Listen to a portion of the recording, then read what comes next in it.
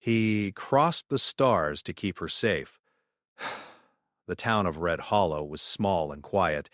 It stood between wide desert land and low brown hills. Nothing exciting ever happened there. People worked during the day and slept early at night. The sky above was always clear and full of stars. He was 22 years old and worked as a mechanic. His garage stood near the edge of town. He fixed tractors, old trucks, and sometimes broken generators. His hands were always covered in oil, and his clothes smelled like metal and dust. But he did not complain. He liked fixing things. Machines made sense. They either worked or they didn't. People, however, were harder to understand. That night started like any other. The air was cool. A soft wind moved across the desert. Ethan was closing his garage when the sky suddenly changed. At first, he thought it was a shooting star. A bright blue light appeared far above, moving fast across the darkness. But it did not fade. It grew brighter. Much brighter. Ethan stepped out into the open road and looked up. The light slowed down. Then it stopped. It hovered in the sky like a second moon. The ground trembled slightly beneath his boots. "What is that?" he whispered. The blue light suddenly shot downward. It cut through the sky like lightning and disappeared behind the hills outside town. A deep sound followed, like thunder mixed with metal crashing. Windows in nearby houses shook. Car alarms began to ring. People stepped outside, confused and afraid. But no one moved toward the hills. Except Ethan. He did not know why he got into his truck. Maybe it was curiosity. Maybe it was instinct. Maybe it was something else. He drove fast down the old dirt road that led toward the desert hills. Dust followed behind him like smoke. The night felt different now. Heavy, quiet in a strange way. When he reached the hills, he saw it. A crater. It was large and still glowing faintly blue. Sand around it had turned into black glass from heat. In the center of the crater stood something silver. It looked like a metal pod. Smooth and oval-shaped, strange glowing symbols covered its surface. They moved slowly, like flowing light. Ethan's heart pounded. "This isn't possible," he said quietly. Steam rose from the pod. Then a sharp sound echoed through the desert. The side of the pod opened. A thin mist rolled out. And then someone stepped out. Ethan froze. It was a girl. She looked about his age.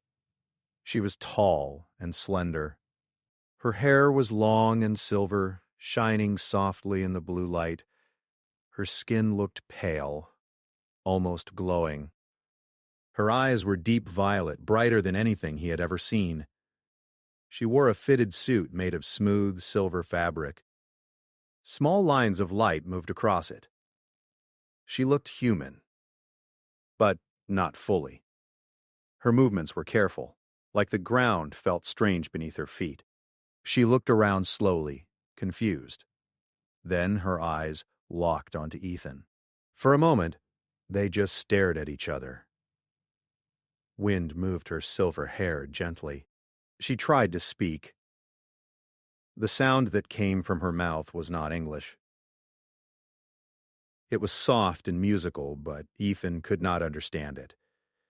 She took one step forward, then her knees gave out. She collapsed onto the sand. Ethan did not think. He rushed down into the crater. The heat still burned his boots, but he ignored it. He reached her side.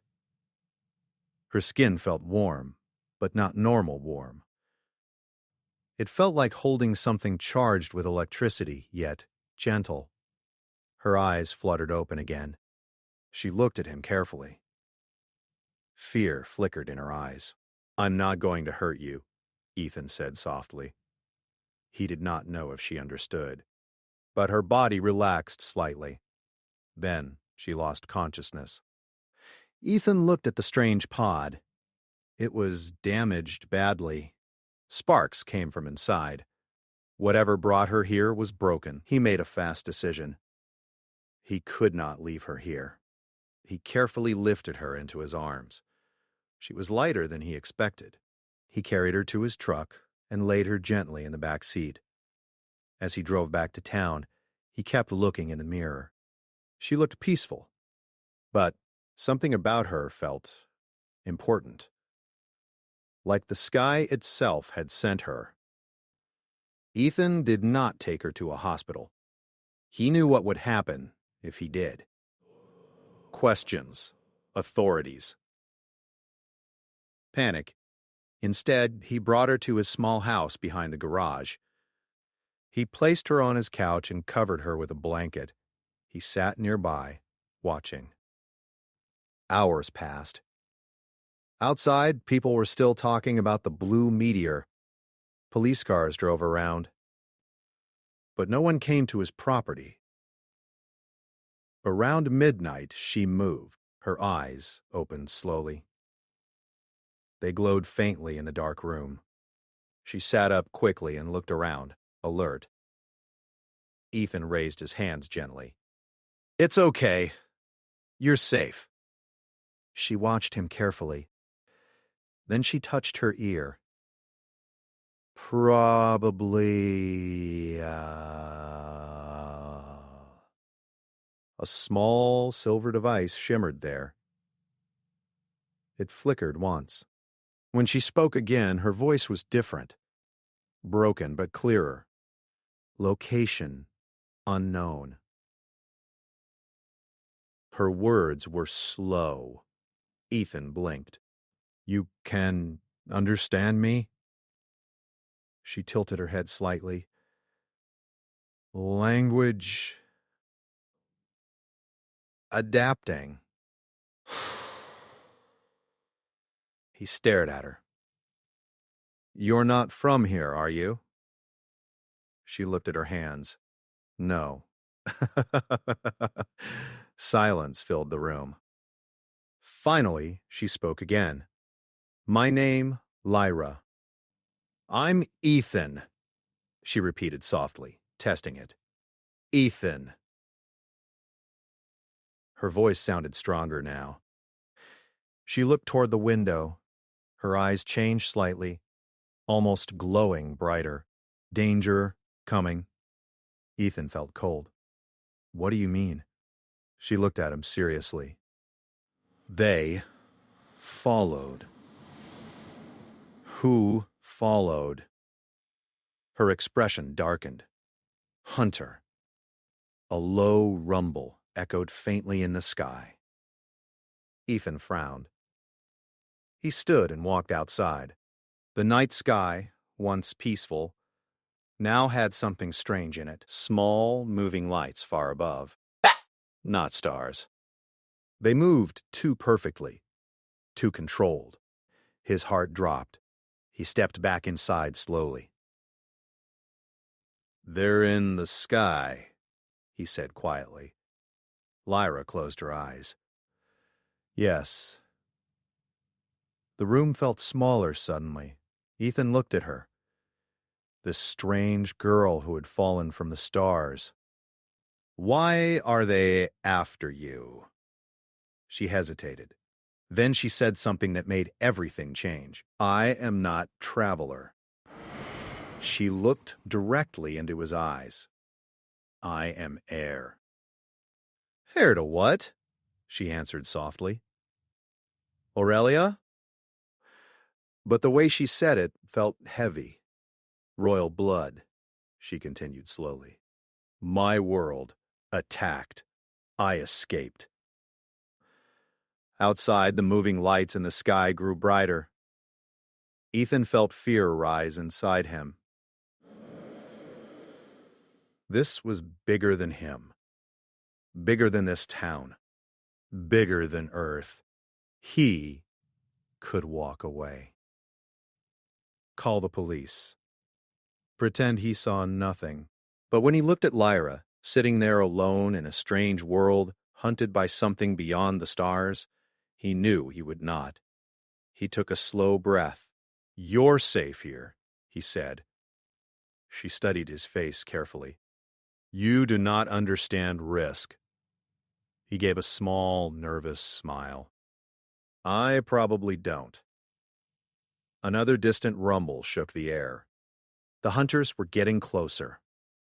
Lyra looked toward the sky. Then back at Ethan. "They will search." Ethan nodded once. "Then we don't let them find you." For the first time since she arrived, something changed in her eyes. Not fear, hope. Outside, one of the strange lights moved lower through the clouds. The hunt had begun, and Ethan Cole had just stepped into a war between stars.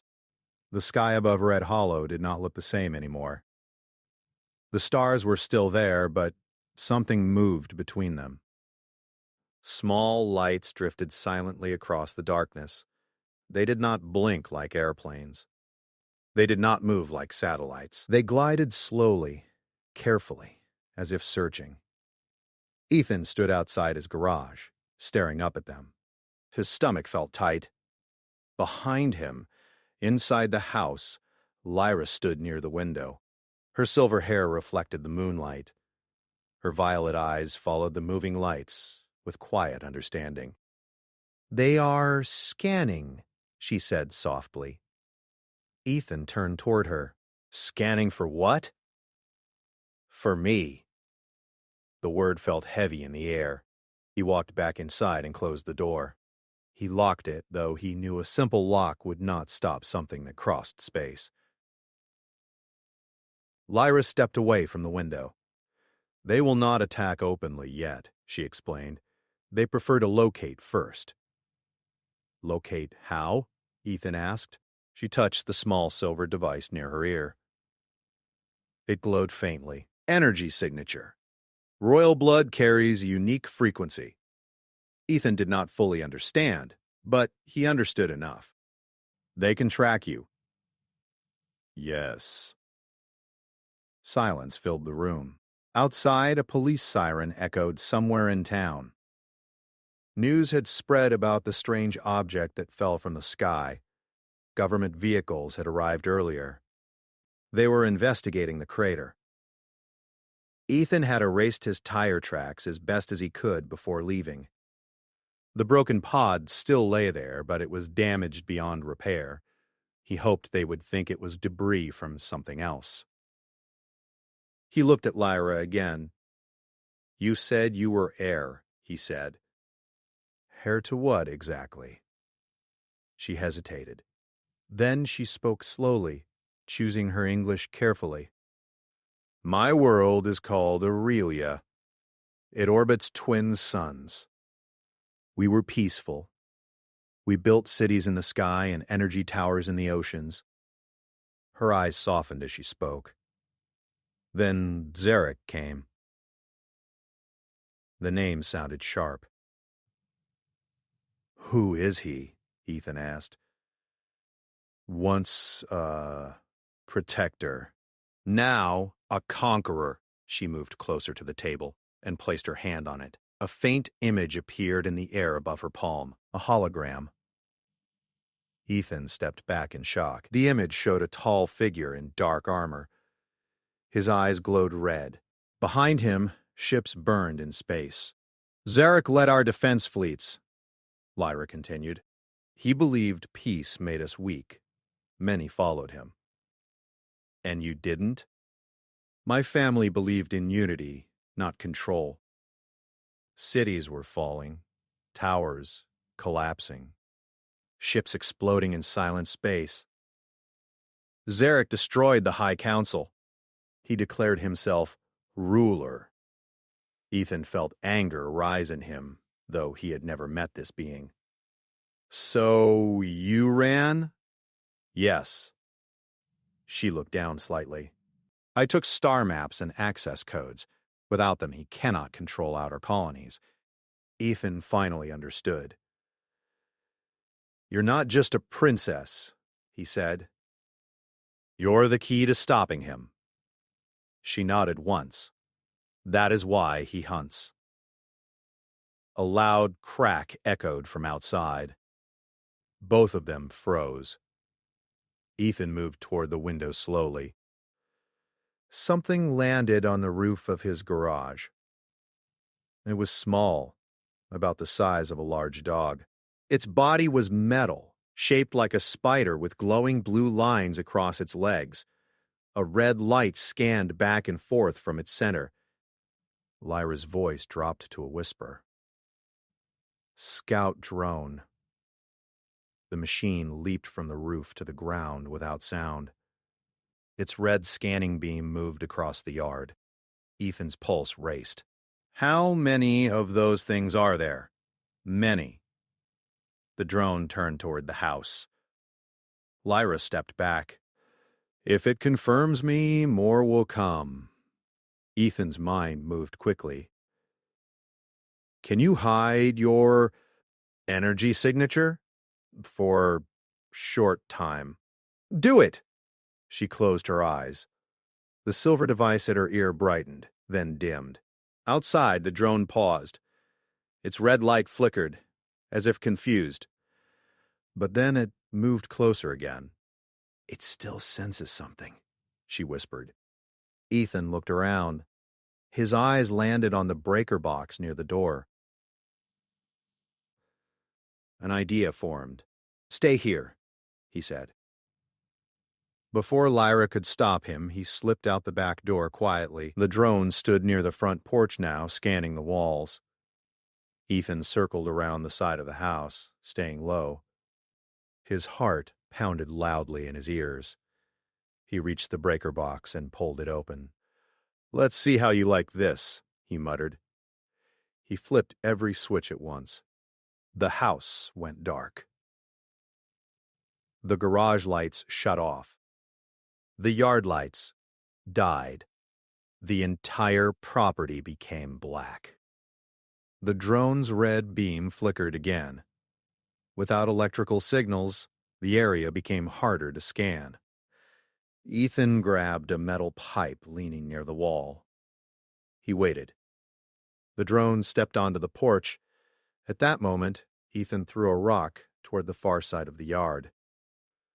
The sound echoed. The drone turned instantly and leaped toward the noise. Ethan ran forward and swung the pipe as hard as he could. The metal struck the drone's side. Sparks flew. The machine shrieked in a high metallic sound. It spun, trying to target him. This time he hit the center. The red light shattered. The drone collapsed onto the dirt, twitching. Lyra rushed outside. She extended her hand toward the machine. A soft pulse of blue energy flowed from her palm. The drone went completely still. Silence returned. Ethan breathed heavily. Please tell me that was the only one. Lyra looked toward the sky. No. Far above, more lights shifted position. They know now. Inside the house, Ethan turned the power back on. He looked at the destroyed drone on the floor. This is bad, he said quietly. Yes. He ran a hand through his hair. They're going to search house by house. They will be patient. Ethan paced the room. Then we don't stay here. Lyra looked at him. You would move because of me? He stopped pacing. Because of you? No, because if those things start walking through this town, people will get hurt.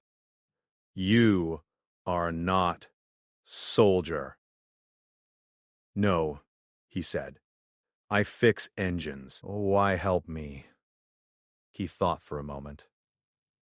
Then he answered honestly, "Because you're alone." Something softened in her expression again. Ethan grabbed his keys. "There's an old observatory outside town, abandoned for years. And now, where are you coming from? No power lines. No signals. It's isolated. That may delay them," she said. "Then we go now." They packed only what they needed: water, food, tools. Before leaving, Lyra paused at the doorway. She looked at the sky once more. Her voice was quiet. "He will come." Ethan glanced at her. "Zarek?" "Yes." "When?" She did not answer immediately, but when she did, her words were calm. "Soon." They drove into the desert again, headlights cutting through the darkness. Behind them, high above Earth's atmosphere, a much larger ship began descending silently. Inside that ship, a tall figure stood before a wide viewing screen. Red eyes glowed in the darkness. "Royal signal confirmed," a mechanical voice said. The figure spoke only one word: "Prepare." Back on Earth, Ethan drove faster.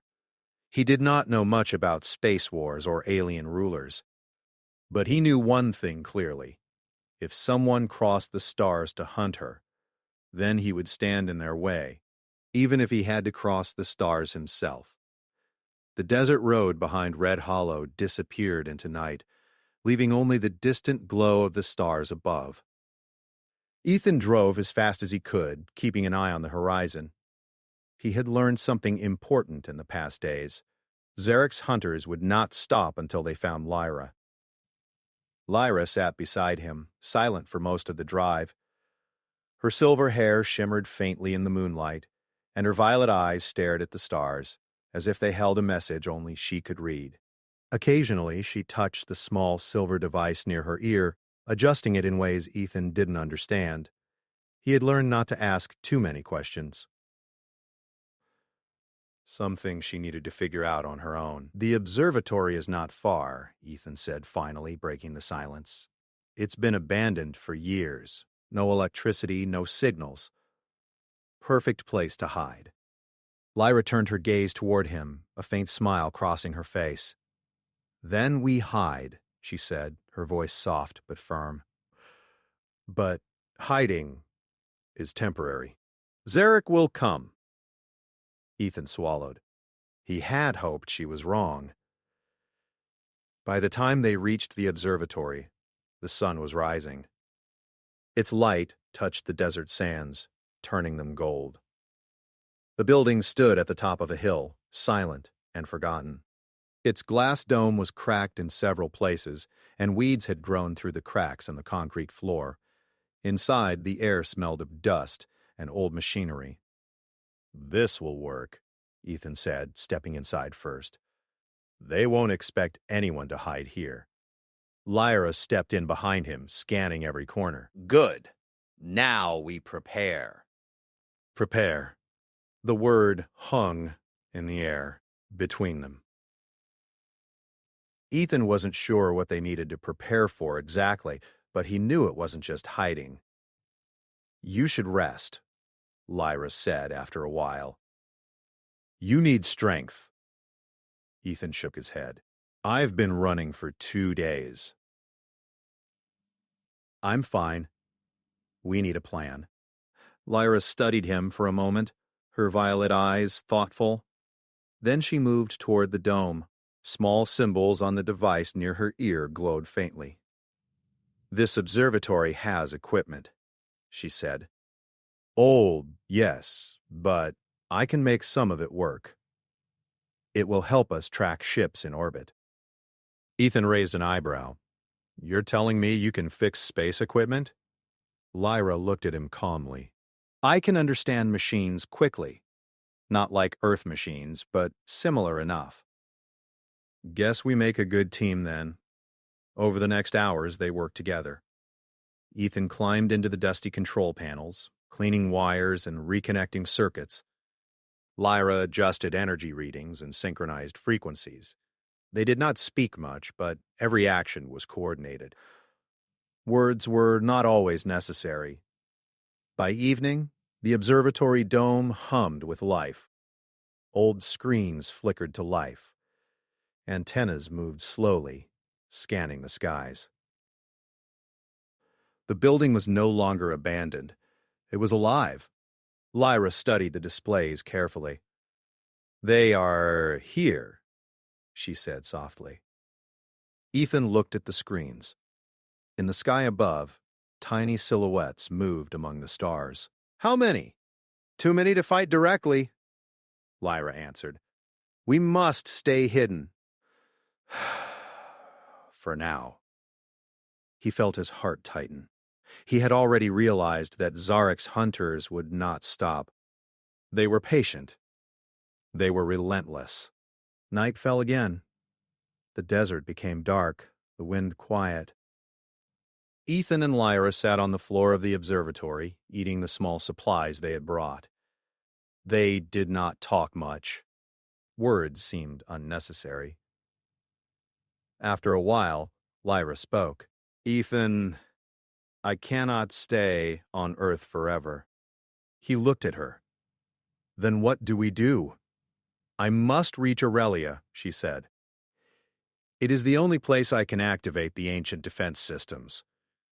Only there can Zarek be stopped."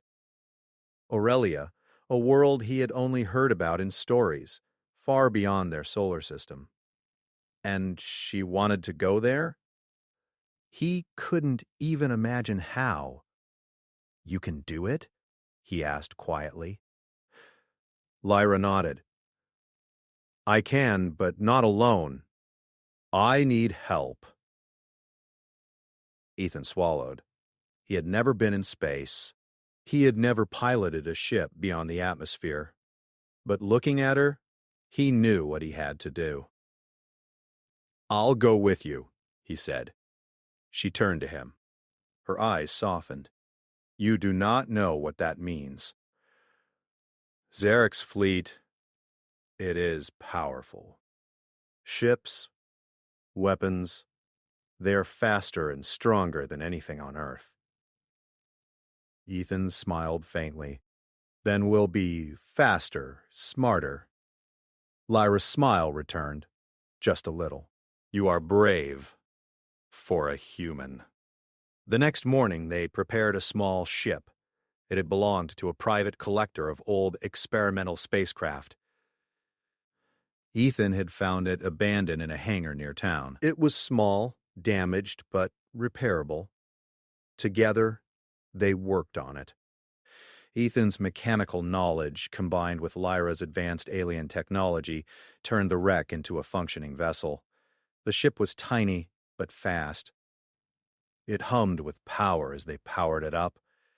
Ethan climbed into the pilot's seat, hands shaking slightly. Lyra adjusted the controls and whispered energy readings. "Ready?" she asked. Ethan nodded. "Let's go." The engines roared. Dust flew in every direction. They rose above the desert, leaving Earth behind. Above the atmosphere, the stars stretched endlessly. Ethan had never seen the sky like this. It was infinite. Beautiful. Terrifying. "They are following," Lyra said. Ethan looked back. A faint shadow of ships moved behind them, weaving through the asteroid belt near Earth's orbit. They were fast. Too fast for human ships. Lyra tapped her controls. "We need the Stargate. Only there can we reach Aurelia quickly." Ethan gripped the controls. "Then we find it." The journey was not easy. Asteroid fields, meteor showers, and rogue satellites forced them to maneuver carefully. Every turn required precision. Every second could mean life or death. Lyra guided Ethan using the star maps she had memorized. Her fingers moved across the controls, inputting coordinates that glowed on the console. "You're doing well," she said after a long silence. "Better than I expected." "Don't get used to it. I'm still figuring out how to not crash us into a rock." Lyra's eyes sparkled faintly. "You have courage." "That is rare among humans." "I think I have courage because of you." She looked away, but the faintest blush touched her cheeks. Days passed in space. They navigated narrow passages, dodged patrols, and used small asteroids to hide from sensors. During the quiet moments, Ethan and Lyra shared stories. He spoke of Earth, of his simple life in Red Hollow. She spoke of Aurelia, its floating cities, its oceans that shimmered with energy, and the peaceful skies before Zarek's war. They learned from each other. Ethan realized that, despite the danger, he was no longer afraid when she was near. And Lyra realized that despite being human, Ethan had a strength she had not expected. But danger was never far. One night, as they navigated a particularly dangerous asteroid belt, Zarek's fleet appeared ahead. Massive warships, dark and menacing, moved to block their path. Lyra's hands flew across the controls. "We cannot fight them." "Not yet." Ethan's grip tightened. "Then we outsmart them." Using the shadows of large asteroids, they wove through the belt, disappearing and reappearing unpredictably. Zarek's ships followed, firing energy blasts that rocked the ship. Ethan dodged, rolled, and twisted the vessel with all his skill. "You're amazing!" Lyra shouted over the alarms. "I told you!" "I'm good with machines," Ethan yelled back. At the last moment, he used a hidden tunnel through a collapsing asteroid, slingshotting them far ahead of the fleet. The warships fired, but their weapons missed. Lyra let out a breath she hadn't realized she was holding. "You saved us." "No," Ethan said, smiling through the stress. "We saved each other." Finally, in the distance, a glowing portal appeared. The Stargate, a swirling ring of light that promised faster-than-light travel. "We made it," Lyra whispered. Ethan felt relief, but also the weight of what came next. Beyond the gate lay Aurelia, and Zarek was sure to follow. Lyra turned to him, her violet eyes bright. "After this gate, we face him directly. Then we face him together." The ship roared forward, entering the glowing portal. Light surrounded them, stretching the stars into long streaks. For a moment, space seemed endless. Then, everything changed. They were no longer in the familiar galaxy. They had crossed far beyond Earth, toward a world that needed them both. And the final battle was waiting. The ship trembled as it exited the Stargate. Light faded, leaving Ethan and Lyra in darkness. Beyond the viewport, a strange planet floated in the void. Not barren like most, but beautiful and broken. Towers of crystal rose from oceans of glowing liquid. Massive floating ruins hovered above the surface, silent and still. Lyra stared at the world below. Her violet eyes shimmered with emotion. "This is Aurelia," she whispered. "My home, what is left of it." Ethan could only stare. It was breathtaking. The ruins glowed softly, reflecting in the liquid oceans. The floating towers seemed to hum with quiet energy. But there was a sadness there, too, a sense of what had been lost. "It's incredible," Ethan said quietly. Lyra turned toward him. "We cannot stay for long. Zarek knows where I am. He will come." Ethan clenched his fists. "Then we meet him. We're not hiding anymore." She studied him carefully. "You are brave for a human. He smiled faintly. I told you, courage comes when you care about someone. For a moment, the shadows of war seemed distant, but the moment passed. Above them, distant shapes appeared in space.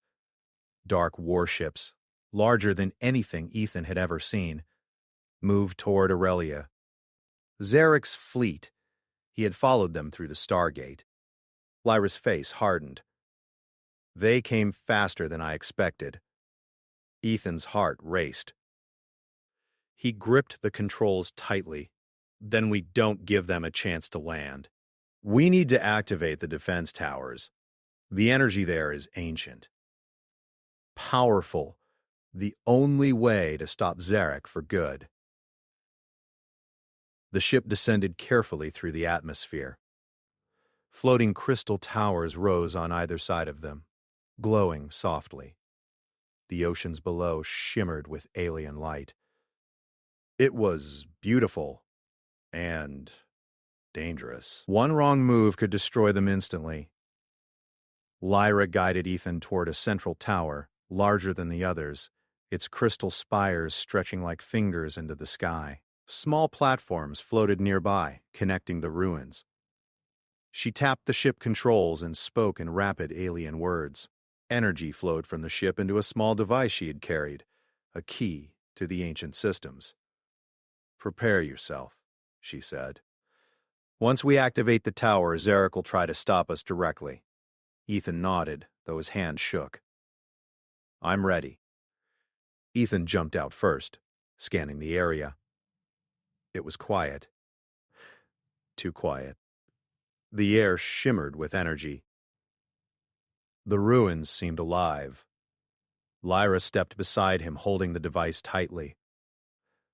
She touched the base of the tower. Symbols lit up, glowing blue and violet.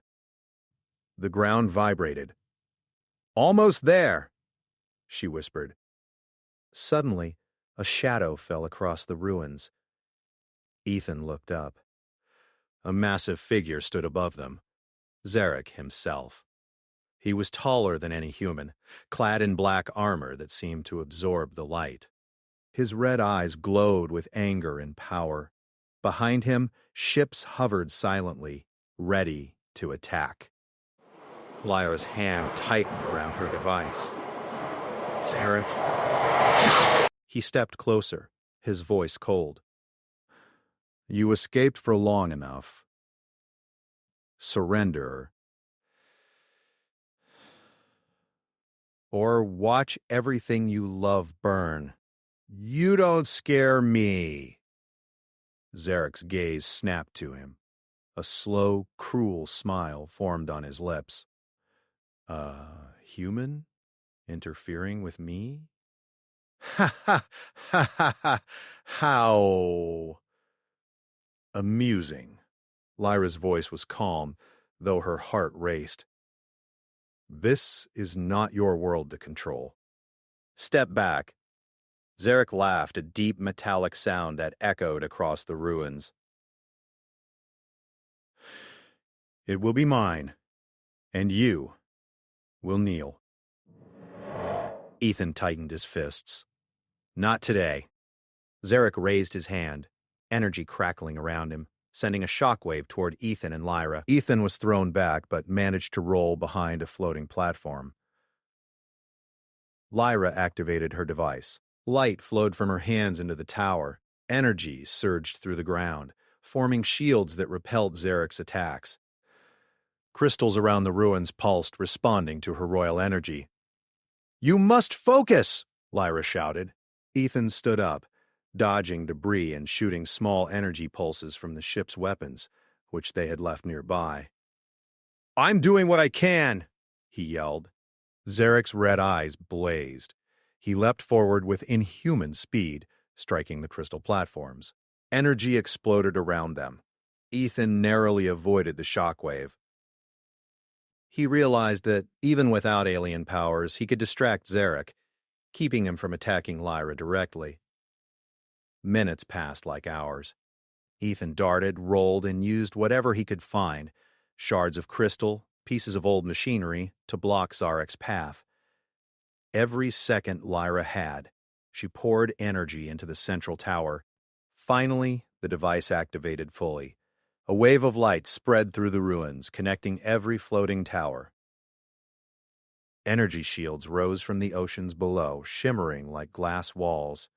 Zarek's fleet was caught off guard. Ships struck the shields and fell back, unable to penetrate the ancient defenses. Zarek roared in fury. He leapt at Lyra, moving faster than Ethan could follow. "Ethan!" Lyra shouted. Without thinking, Ethan ran forward. He grabbed a heavy piece of debris and hurled it at Zarek. It struck his arm. Not enough to stop him, but enough to distract him. Zarek stumbled for a moment, just long enough for Lyra to reach the final control panel. Her hands glowed violet and blue as she touched the tower. Ancient energy surged through her body. Light expanded outward, stronger than before. Zarek raised his weapon for a final strike, but Ethan stepped between them. "Not her!" he shouted. The energy around Lyra flared. A powerful wave of light knocked Zarek back. The shields of the planet flared brightly, sending his ships retreating into space. Ethan collapsed to the ground, exhausted, but alive. Lyra rushed to his side. "You risked yourself," she said, her voice trembling. "You didn't have to." "I couldn't let him hurt you," Ethan said quietly. Her violet eyes shone with gratitude and something deeper. "You crossed the stars for me," she whispered. He managed a small smile. "I would cross them again." The ruins were quiet once more. Aurelia's defenses were fully active, protecting the remaining colonies and floating cities. The ancient towers hummed gently, as if acknowledging Lyra's success. Lyra turned toward Ethan. "You stayed. You faced what no human should face. And you did not run?" Ethan looked around at the glowing planet, the floating ruins, and the shimmering oceans.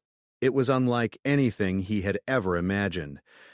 Yet it felt like home now, because she was here. "You helped me save this place," Lyra said. "And maybe more than just this planet. You helped save hope." Ethan shrugged.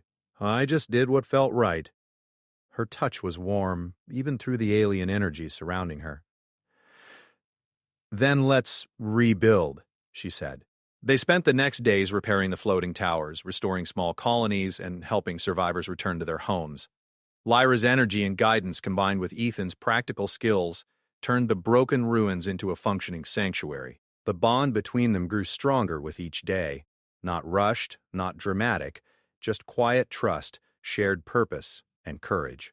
One morning, standing on a balcony overlooking the glowing oceans and floating towers, Lyra turned to Ethan. "Do you regret coming with me?" she asked. Ethan shook his head. "Never. I crossed the stars to keep you safe, and I would do it again." No hesitation. Lyra smiled faintly. "Then maybe this is where you belong now.